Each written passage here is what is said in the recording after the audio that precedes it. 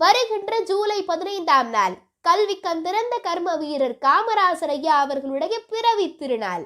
ஐயா அவர்களுடைய பிறந்த நாளை முன்னிட்டு நாம் ஒவ்வொரு ஆண்டும் ஜூலை 15ஆம் நாளை கல்வி வளர்ச்சி நாளாக கொண்டாடி கொண்டிருக்கின்றோம்.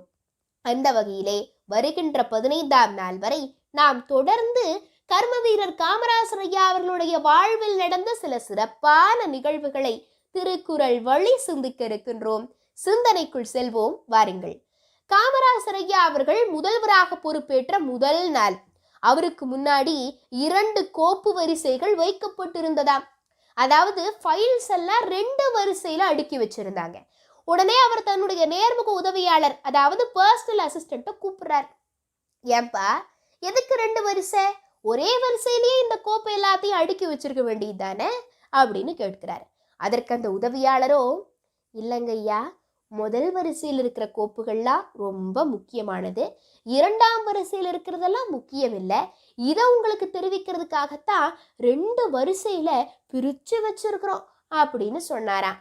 காமராசர் ஐயா அவர்களோ, தவறுங்க, ஒரு முதல்வருக்கு வர ஒவ்வொரு கோப்புமே முக்கியமானதுதான். அதுல இது மேல இது கீழேன்னு எதுவும் கிடையாது. அதோட அவை எல்லாவற்றையும் உடனடியாக பார்த்து அனுப்ப வேண்டியது முதல்வராக இருக்கின்ற என்னுடைய கடமை, அதுதான் முக்கியம் என்று அந்த உதவியாளருக்கு பதில் உரைத்தாராம்.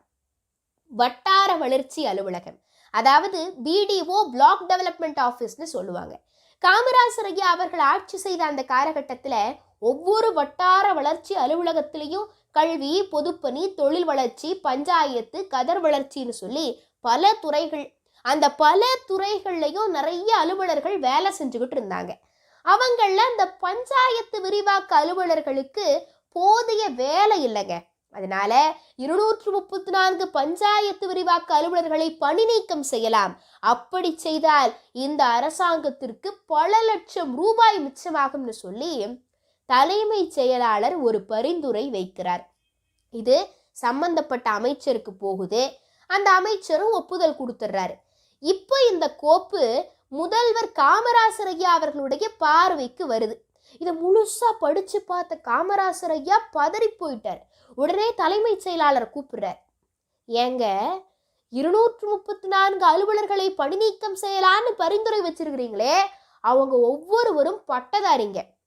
இந்த அரசாங்கத்தை நம்பி 5 வருடமாக அவர்கள் பணியாற்றி வருகிறார்கள். அதோடு அவர்கள் ஒவ்வொருவரும் தனி மனிதர் அல்ல, அவங்களை நம்பி 234 குடும்பங்கள் இருக்கின்றது. இன்னைக்கு நாம அவங்கள பணி நீக்கம் செஞ்சோம்னா அந்த 234 குடும்பங்களும் வீதிக்கு வந்துவிடும். பெரிய பாவங்க. போதுமான வேலை இல்லைன்னா அவங்களுக்கு புதிய பொறுப்புகளை கொடுங்க, நல்லா வேலை வாங்குங்க, ஊதியம் கொடுங்க. அதுக்காக வீட்டுக்கெல்லாம் அனுப்பக்கூடாது. எனக்கு இந்த அரசாங்கத்தினுடைய பணம் மட்டும் முக்கியம் கிடையாது, அரசை நம்பி வாழுகின்ற பணியாளர்களுடைய நலனும் முக்கியம் என்று காமராசர் ஐயா அவர்கள் என்று சொன்னாராம். அதனால் 234 குடும்பங்கள் காப்பாற்றப்பட்டன. சாதாரண குடிமக்களுடைய வாழ்வை கருத்தில் கொண்டு ஆட்சி செய்தவர் கர்ம வீரர் காமராசர் ஐயா அவர்கள் என்று சொல்லுவதை விட சாதாரண குடிமகனாக வாழ்ந்து ஆட்சி நடத்தியவர் காமராசர் ஐயா என்று சொல்வதுதான் சரியாக இருக்கும். அதனால்தான் இன்று வரை அவர் நம் அனைவர் உள்ளங்களிலும் நிறைந்திருக்கிறார். குடி செயல் வகை என்கிற அதிகாரத்திலே குற்றம் இலனாய் குடி செய்து வாழ்வானை சுற்றமா சுற்றும் உலகு என்று வள்ளுவ பெருந்தகை கூறுகின்றார்.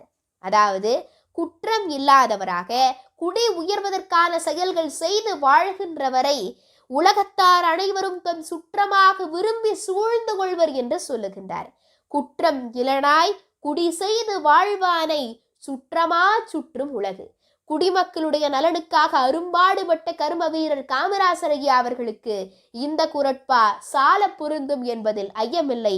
மீண்டும் சந்திப்போம், சிந்திப்போம். இன்பமே நல்கும் திருவருட்கருணை.